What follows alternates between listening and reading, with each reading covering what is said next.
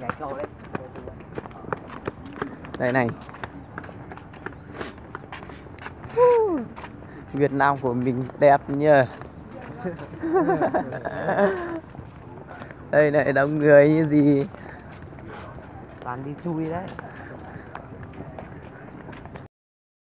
Chủ yếu là không có tiền tiêu, xong là lại đi làm với chung nữa.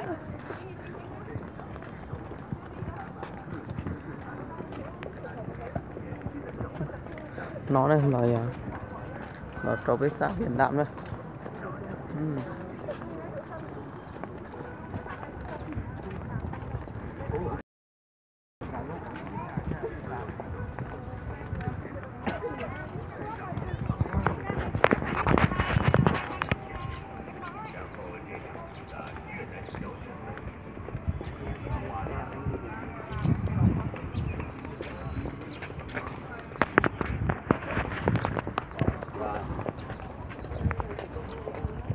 Lại đi vào trong này một lần nữa.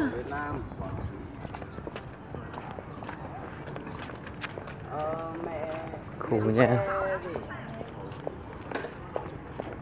Anh gọi điện bảo họ bảo ai thì cầm ra sẽ đi sửa soạn này. Mà không lúc nào nộp cũng được. Nó đang đến cầu chui à? Nó đi cầu chui à? Từ nhà mình hay ai? Vâng. Nó bây giờ một nó này, cái một thầu thì họ lúc nào một lên một tàu phan rộng phía xa này.